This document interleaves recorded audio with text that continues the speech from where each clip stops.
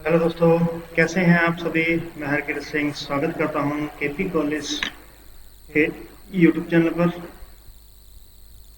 और हमारा टॉपिक चल रहा था मानव भूगोल ह्यूमन ज्योग्राफी। और हमने इसे पिछली क्लास के अंदर रीड किया था। इस पर एक क्लास जो है, एक लेक्चर बना दिया है। आज इसका सेकंड लेक्चर है इस टॉपिक का। तो इसमें हम फर्स्ट लेसन करने जा रहे थे, बीए पार्ट सेकंड का। और इसी के साथ भी आपको बताया है मैंने कि ये आप जो फर्स्ट ग्रेड के स्टूडेंट हैं, बेसिकली जो ज्योग्राफी से हैं, उनके लिए भी ये फ़ायदेमंद है और यूजीसी नेट वालों के लिए भी फ़ायदेमंद है। ठीक है, तो आइए अभी जल्दी से क्लास अटेंड कर लें और आज की क्लास को शुरू करते हैं। तो आज की क्लास के अंदर हम देखेंगे मानव भूगोल की प्रकृति, परिभाषा एवं उद्देश्य। तो इस ये टॉपिक का नाम है हमारा। तो इसमें हमने मानव भूगोल की बेसिक जानकारी हमने देख ली थी। और आज हम नेक्स्ट आगे बढ़ते हैं, क्लास को आगे बढ़ाते हैं। तो देखिए, सिलेबस डिस्कशन अपना हो गया था कि क्या क्या सिलेबस है मानव भूगोल का, क्या सिलेबस रहेगा, क्या क्या पढ़ना है आपने को, ये हमने देख लिया था। और पिछली क्लास के अंदर जो हुआ है उसके नोट्स ये आपके सामने हैं। ये पीडीएफ के थ्रू आपको मिल जाएगी केपी कॉलेज की एप्लीकेशन पर। ठीक है, ये पीडीएफ आपको मिल जाएगी वहाँ पे जैसे ये टॉपिक कंप्लीट हो जाएगा। अभी टॉपिक की पूरी टॉपिक की कंप्लीट पीडीएफ नहीं है ये। तो देखिए, हम देख रहे थे मानव भूगोल। तो देखो, मानव भूगोल जो है ना, पहले भूगोल ही था। तो भूगोल अपने एक स्वतंत्र विषय के रूप में भूगोल पढ़ा जाता था। लेकिन भूगोल की भी अगर शुरुआत हम देखते हैं तो वो ग्रीक भूगोलवेत्ता हुए हैं। ग्रीक यानी यूनानी भूगोलवेत्ताओं ने इसकी शुरुआत की है। तो यूनानी भूगोलवेत्ताओं के अंदर जो सबसे पहले थे तो वो थे हिकेटियस। ठीक है, हिकेटियस थे जो ज्योग्राफी को लेकर के आए हैं, इसीलिए उनको भूगोल का जनक कहा जाता है। तो भूगोल का जनक किसे कहते हैं? हिकेटियस को कहते हैं। उनके बाद में आते हैं इरेटोस्थनीज। इरेटोस्थनीज के बारे में हमने डिस्कशन की थी। तो इरेटोस्थनीज जो हैं, ये भी यूनानी भूगोलवेत्ता हैं, ग्रीक विद्वान है ये। ठीक है, इरेटोस्थनीज, ये आ गया इरेटोस्थनीज हमारे पास में। तो जब ये मिस्र में गए तो मिस्र में इन्होंने जाकर के कोई सभा थी जहां पर इन्होंने ज्योग्राफी शब्द दिया। ठीक है ना। और ज्योग्राफी शब्द ने दिया, उसका मतलब क्या था? तो उसका मतलब आपको बता दिया कि ज्योग्राफी प्लस ग्राफियन। ग्राफियन जो है वो ग्रीक भाषा का शब्द है। ग्राफोस कहते हैं, ग्राफियन कहते हैं। ठीक है ना। और इसमें क्या है, इसका अर्थ है कि पृथ्वी का वर्णन करना। ठीक है ना, पृथ्वी का वर्णन करना इसका अर्थ आता है निकल के। लेकिन ये सिर्फ पृथ्वी का ही वर्णन नहीं करता, अपितु उस पर रहने वाले जीवों का मिश्रण है ये जो भूगोल है। ये कहने वाले कौन है? ये है पीटर हेगेट है। पीटर हेगेट क्या कहते हैं कि भूगोल के अध्ययन को केवल पृथ्वी का अध्ययन न मानकर, पृथ्वी का अध्ययन नहीं मानना इसे, इसमें मानवीय अध्ययन को भी सम्मिलित किया जाता है। ठीक है ना, यानी इसमें मानवीय जो मानव है, मनुष्य है, उसके आर्थिक क्रियाकलाप क्या है, ये सब चीजें उसमें शामिल की जाती हैं। तो वैसे भी हम पढ़ते ही आते हैं कि जनसंख्या पढ़ते हैं भूगोल के अंदर। ये जनसंख्या क्या है? ये जनसंख्या तो मानव से संबंधित है ना, तो ये मानवीय क्रियाएं हुई। ठीक है, ये वो बाद की बात है कि आगे चल करके मानवीय क्रियाएं जो है वो मानव भूगोल में बढ़ जाएगी। और जो भौतिक चीजें थी वो भूगोल की जो भौतिक चीजें थी वो सारी की सारी भौतिक भूगोल में अलग शाखा में विभाजित हो जाएंगी। ठीक है। और इसी के साथ में स्ट्रेबो। स्ट्रेबो जो है ना, ये सॉरी, ये थे अपने रोमन भूगोलवेत्ता। ठीक है ना, रोमन। कल मैंने आपको जर्मन बता दिया इसके बारे में, तो उससे सही कर लेना। रोमन भूगोलवेत्ता है ये। नेक्स्ट इसके बारे में आगे बढ़ते हैं। तो देखो, प्राचीन काल में जब हमने डिस्कस किया तो प्राचीन काल के अंदर सिर्फ रोमन भूगोलवेत्ता थे और यूनानी भूगोलवेत्ता थे जिन्होंने भूगोल की शुरुआत की है। यानी पहले यूनानी भूगोलवेत्ता आते हैं, फिर रोमन, यानी रोम के अंदर फिर जाती है, इटली में बात भी पहुंचती है। ठीक है, बात शुरू यूरोप से ही हो रही है। ये यूरोप कंट्री ही है सबसे डेवलप कंट्री, सबसे फास्ट कंट्री। ठीक है ना, फास्ट जो कॉन्टिनेंट है उसकी बात है। तो यूनानी भूगोलवेताओं के अंदर थे कौन कौन? हिकेटियस, जो कि भूगोल के जनक कहलाते हैं। थियोफ्रेक्टस। थियोफ्रेक्टस जो थे ना, थियोफ्रेक्टस ने पहली बार जीवों और वनस्पतियों का जिक्र किया था, इसलिए इनको फादर ऑफ प्लांटोग्राफी कहते हैं, फादर ऑफ प्लांटोग्राफी, यानी वनस्पति का जनक, ठीक है, वनस्पति भूगोल कह दो तो प्लांटोग्राफी, ठीक है। और इरेटोस्थनी जो थे, इरेटोस्थनी ने पहला ज्योग्राफी शब्द दिया था। तो तीनों समझ लिया गया यहाँ पे। उसके बाद में रोमन भूगोलवेत्ता आते हैं। ये टाइम कौन सा चल रहा है? टाइम प्राचीन काल ही चल रहा है। रोमन भूगोलवेत्ता में स्ट्रेबो और टोल्मी आते हैं। तो स्ट्रेबो और टोल्मी के बारे में मैंने बताया आपको। स्ट्रेबो तो जो है उनकी पुस्तकें भी थी, जो कौन सी पुस्तकें थी वो आपको आगे बता दूं मैं। और जब अपन इसका इतिहास देखेंगे, मानव भूगोल की शुरुआत कैसे होती है, तो स्ट्रेबो ने अभी कहा कि मानव भूगोल जो है वो बसे हुए विश्व का वर्णन है, इसने यही कहा लास्ट में। और टोलमी के बारे में कल अपन डिस्कस किया था कि इसने पृथ्वी की परिधि को 12,000 मील बताया था, जबकि इरेटोस्थनीज ने बताया था 25,000 मील। 25,000 मील इसने बताया था। और वास्तविक में अगर बात करते हैं तो कितनी आती है? 24,800 मील पृथ्वी की परिधि आती है, ठीक है ना।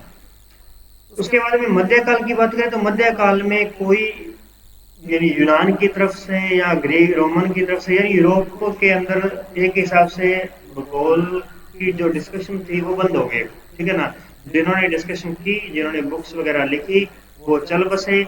उसके बाद में जो आए उन्होंने उस पर ज्यादा ध्यान नहीं दिया, यानी वो जो जाने वाले जो पूर्वज थे उनके, वो जो कमाई करके गए थे वो भी वो धीरे धीरे नष्ट हो रही थी।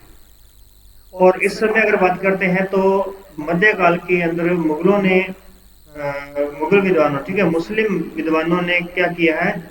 इसका विकास किया है, ठीक है, दोबारा विकास किया गया, ठीक है ना, दोबारा विकास किया गया। थोड़ी टाइपिंग में मिस्टेक हो जाती है। तो ये देखो यहाँ पे क्या कहता है कि भौगोलिक ज्ञान में वृद्धि नहीं हुई, वर्ण ग्रीक और रोमन विद्वानों द्वारा स्थापित भौगोलिक ज्ञान में भी कमी आई। तो कमी आई, और सिर्फ इस अवधि में मुस्लिम विद्वान जो है उन्होंने थोड़ा बहुत जिक्र किया भूगोल के बारे में। बात आती है आधुनिक भूगोल के अंदर, ठीक है, आधुनिक काल की बात करते हैं, तब आकर जाकर के भूगोल एक ले में चलता है, भूगोल का शुरुआत होती है। देखो आधुनिक भूगोल का विकास 17वीं शताब्दी में शुरू हुआ, ठीक है ना, 17वीं शताब्दी में शुरू हुआ।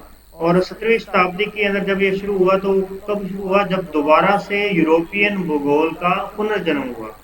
इन यूरोप के अंदर जो उसके बाद के जो विद्वान थे, उन्होंने पहले विद्वानों की बुक्स वगैरह पढ़ी और उनको लगा कि नहीं, इस विषय को आगे बढ़ाना चाहिए, तो फिर उन्होंने आगे बढ़ाना शुरू किया। और उसमें भी अगर हम देखते हैं तो जर्मन भूगोलवेत्ता पहले आते हैं। जब हम आधुनिक भूगोल की बात करेंगे तो वहां हम देखेंगे फ्रांसीसी भूगोलवेत्ता, जर्मन भूगोलवेत्ता, ब्रिटिश भूगोलवेत्ता और अमेरिकन भूगोलवेत्ता, ठीक है। तो ये हमारे पास में 4 भूगोलवेत्ता रहेंगे आगे।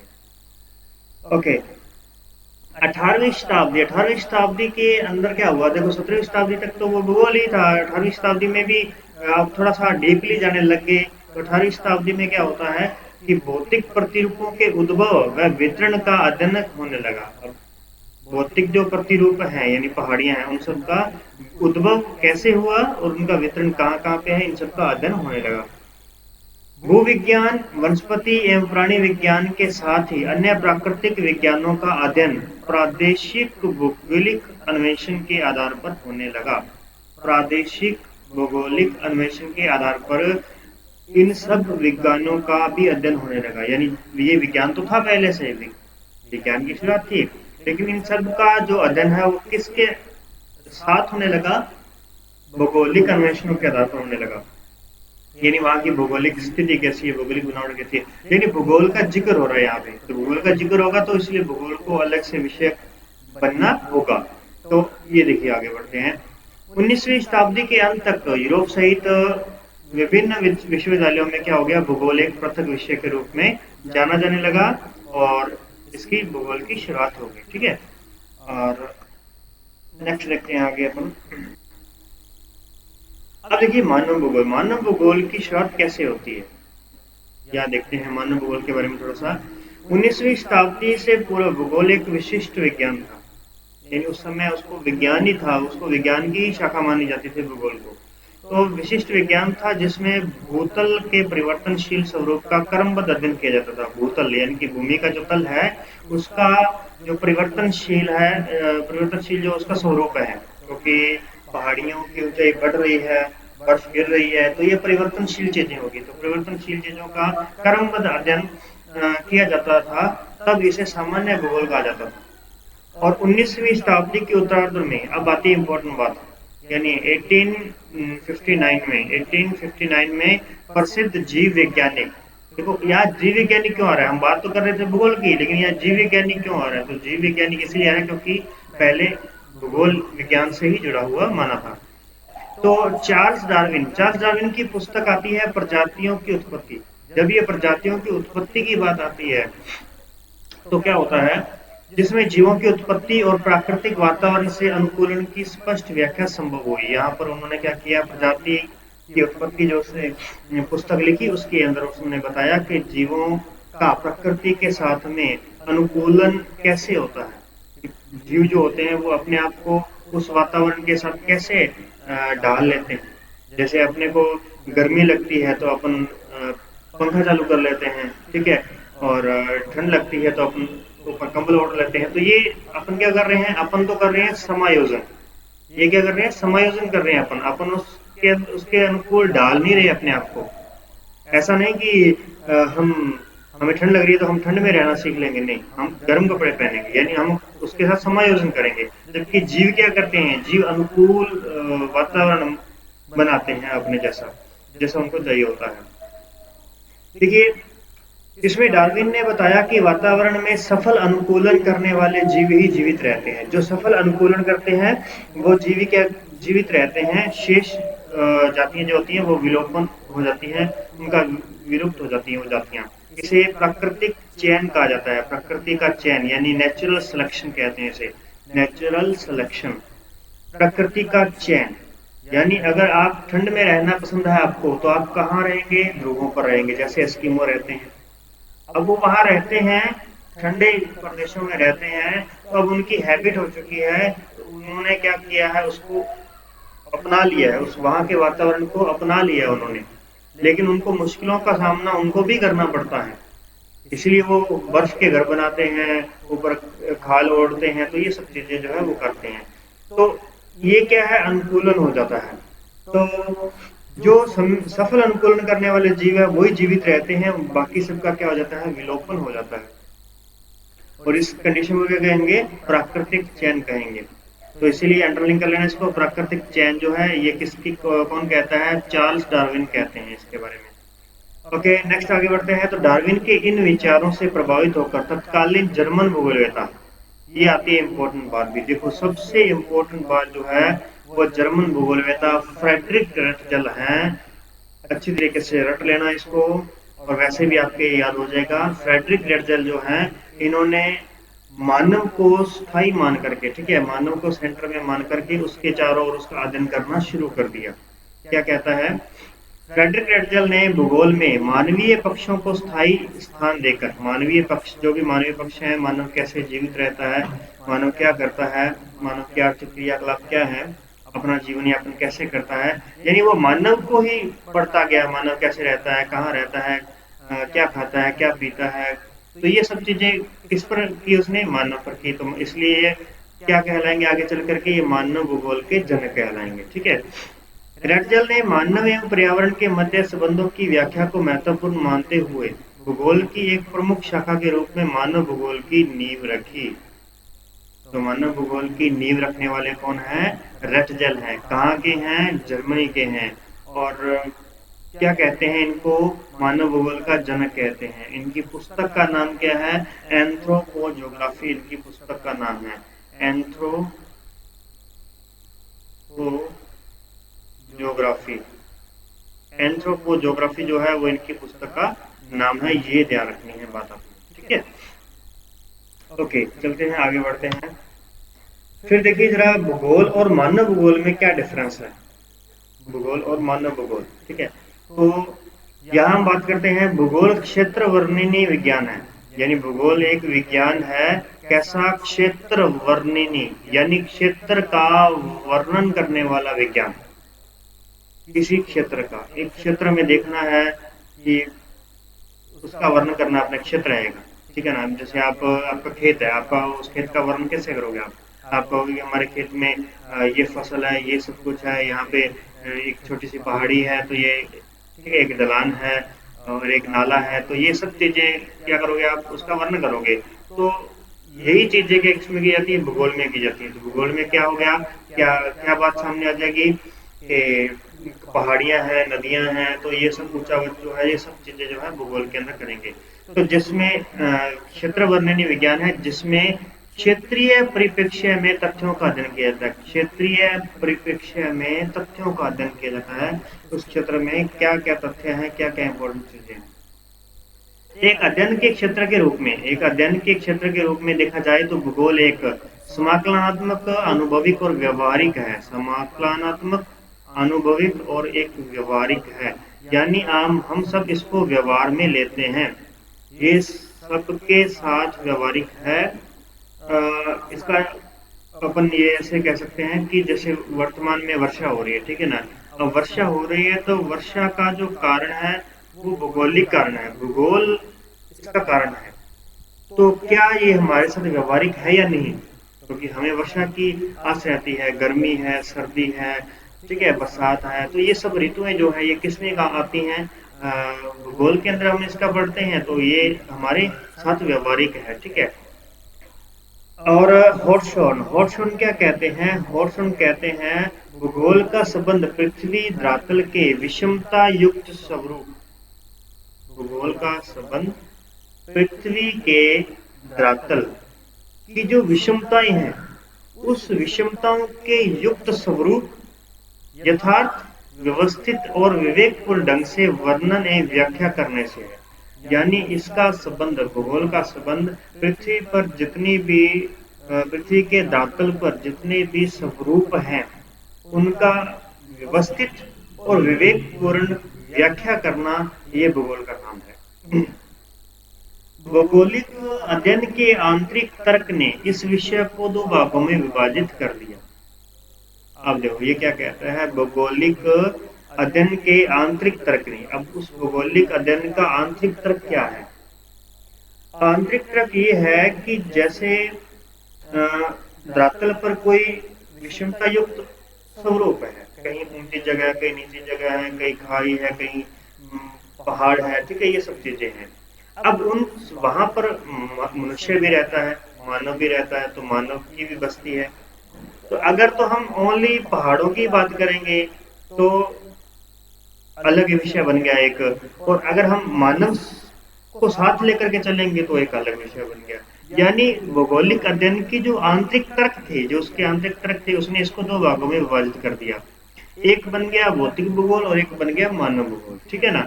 और उसकी आगे जाकर के पुनः गौण शाखाएं होगी, भौतिक भूगोल की आगे गौण शाखाएं होगी और मानव भूगोल की आगे शाखाएं होगी।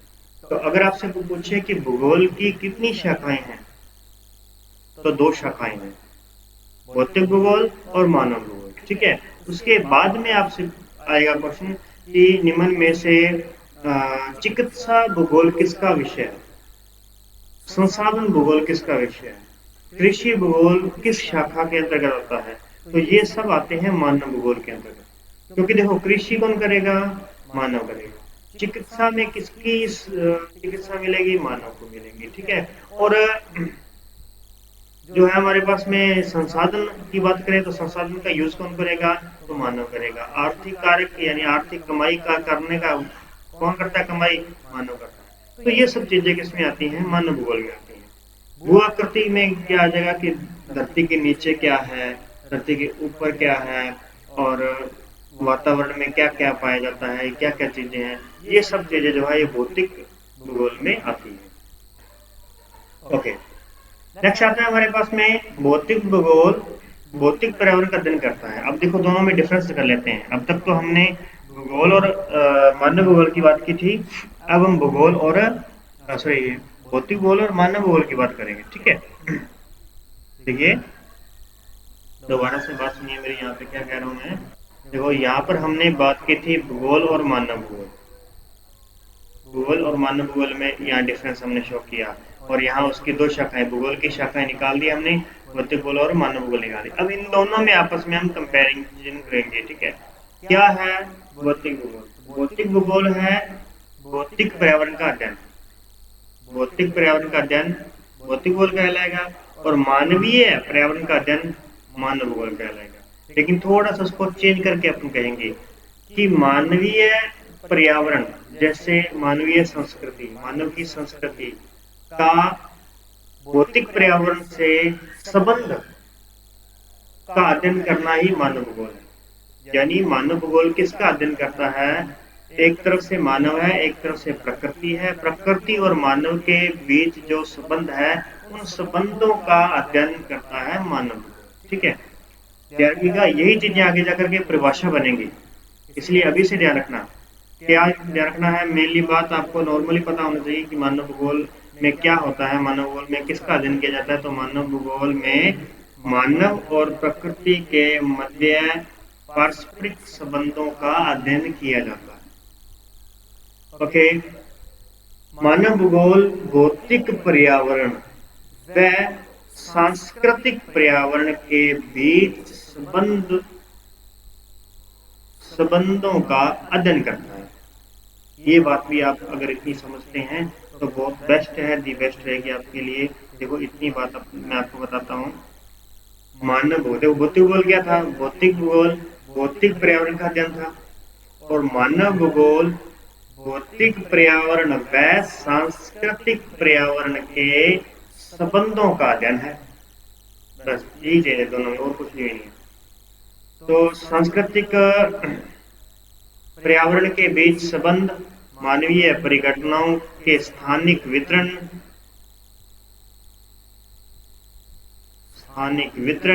एवं संसार के विभिन्न भागों में सामाजिक आर्थिक विभिन्नताओं का अध्ययन करता है।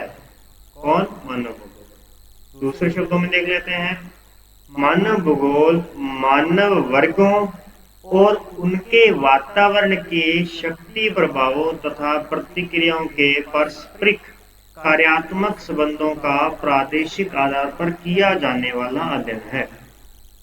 सिंपल भाषा में समझें, मानव वर्गों, मानव भूगोल क्या है? मानव वर्गों और उनका वातावरण। किसी एक मानव वर्ग की बात कर लेते हैं, ठीक है, और जैसे एस्किमो की बात कर लेते हैं। तो इस बार अपन बुशमैन की बात करते हैं। तो बुशमैन जो है वो अफ्रीका, दक्षिण अफ्रीका में रहता है, कालाहारी के अंदर मुरस्सल में रहता है, मुरस्सल इलाके में रहता है।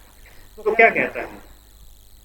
मानव वर्गों और उनके वातावरण की शक्ति प्रभाव, उसके वातावरण की शक्ति का जो प्रभाव है, उसके विरुद्ध मानव की प्रतिक्रिया क्या है? गर्मी बहुत ज्यादा है मुरस्सल के अंदर, गर्मी ज्यादा है, तो बुशमैन ने क्या किया? कम कपड़े पहने।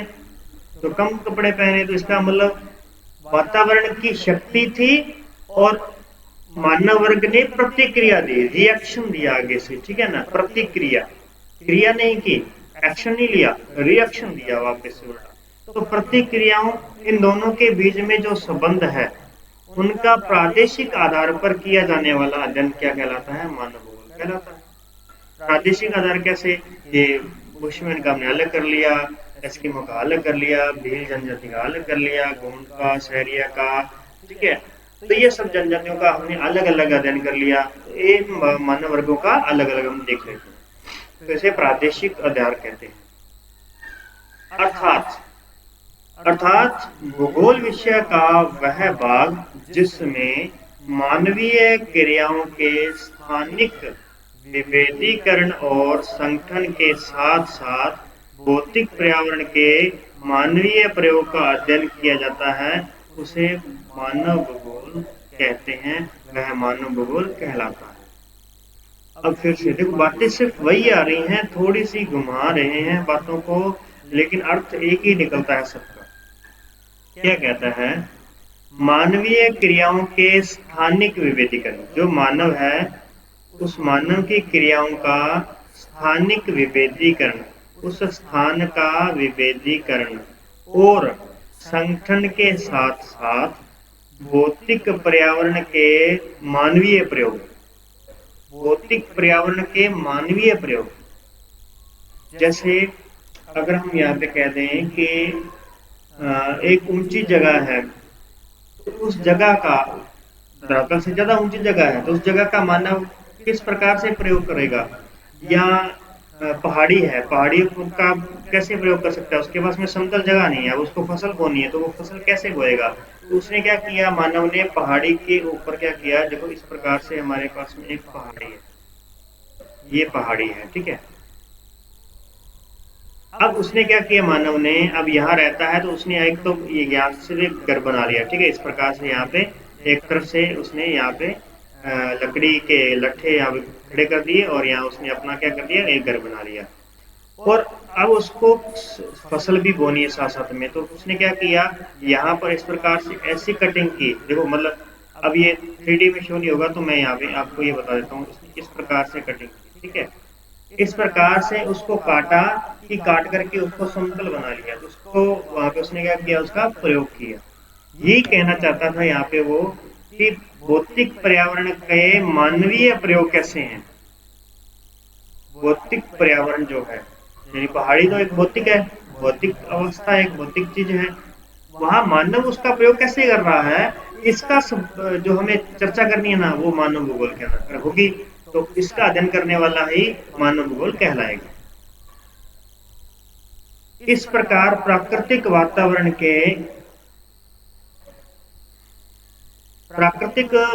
के विभिन्न घटकों जैसे भू आकारों के वितरण, वायुमंडल आदि का अध्ययन भौतिक भूगोल में करते हैं, उसी प्रकार मानव भूगोल में संपूर्ण मानव पर्यावरण संपूर्ण मानव पर्यावरण का अध्ययन प्राकृतिक पर्यावरण के संबंध में किया जाता है। देखो सीधा नहीं आप कह सकते, आप ये नहीं कह सकते कि मानव भूगोल में मानव पर्यावरण का अध्ययन किया जाता है, नहीं, ये गलत हो जाएगा। आप ये कह सकते हैं कि मानव भूगोल के अंदर मानव पर्यावरण का भौतिक पर्यावरण के संबंध में अध्ययन किया जाता है, ठीक है। तो ये चीज ओके। इसके बाद में आ जाती हैं मानव भूगोल की परिभाषाएं, ठीक है ना। तो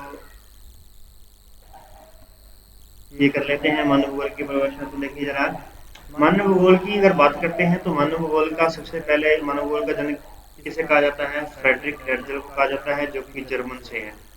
तो जर्मन से फ्रेडरिक हेर्ज़ल है, लेकिन उसी समय उनके आसपास के और भी भौगोलिक संप्रदाय थे, भौगोलिक संप्रदाय कहे हुए जैसे मतलब कि ज्योग्राफिकल स्कूल, ठीक है ना, जहाँ पे ज्योग्राफी के बारे में ही चर्चा होती थी। तो वहाँ पढ़ने वाले जो हैं वो कौन है, और उन्होंने यानी भौगोलिक संप्रदायों में कौन कौन आते हैं। तो देखो जरा, मानव भूगोल का विकास भौगोलिक संप्रदायों में हुआ, जिनमें फ्रेंच संप्रदाय में Vidal de la Blache, Jean Brunhes, Albert Demangeon आते हैं। फ्रांस से कौन कौन है, अच्छी तरीके से ध्यान रखिएगा। हर देश से यहाँ जो मैं यहाँ पे बता रहा हूँ, जैसे कौन कौन सा हमारे पास में, फ्रांस, जर्मनी, ब्रिटिश और अमेरिका, इन चारों से आपको दो दो या तीन तीन भूगोल वेता अच्छी तरीके से याद होने चाहिए। और यहाँ पर मैं फिर से एक बार आपको अंडरलाइन ही कर देता हूँ कि कौन कौन सा इंपॉर्टेंट रहेगा। फ्रांसिस से रहेगा ब्लाश, फ्रांस से रहेगा ब्लाश, इसे आप ओनली ब्लाश भी कह सकते हैं, पूरा नाम इसका विडाल डे ला ब्लाश कहलाएगा, ठीक है ना। और दूसरा रहेगा यहाँ पे हमारे पास में जीन ब्रूनश जो है, ये दो यहाँ पे इम्पोर्टेंट है।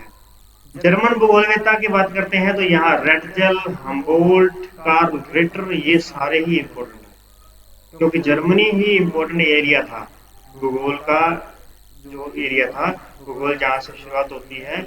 यानी पहले तो हम बात करते हैं प्राचीन काल की, तब तो शुरुआत हुई थी कहाँ से, यूनान से, यूनान यानी कि ग्रीक से हुई थी। उसके बाद में रोम से हुई। उसके बाद में देखो ग्रीक का ही थोड़ा सा और बड़ा एरिया कर देंगे ग्रीक को, तो फिर वो जर्मनी को टच करेगा, ठीक है। तो इसीलिए जर्मनी से ही शुरुआत होती है इसकी। ब्रिटिश से कौन कौन है, ब्रिटिश से मैकिंडर और जे फ्लोयर है, और अमेरिका से कौन है, ईसी सैम्पल है, ठीक है ना। ईसी सैम्पल यानी कि एलन चर्चिल सैम्पल इसका नाम है पूरा, एलन चर्चिल सैम्पल, इसको आगे देखेंगे अपन। और ये देखो नीचे आ गया नाम। और हंटिंगटन, कार्ल सावर और जी टेलर यानी कि ग्रिफिथ टेलर, आपने अगर याद हो तो ग्रिफिथ टेलर नवनिश्चयवाद के जनक कहलाएंगे ये आगे चल करके।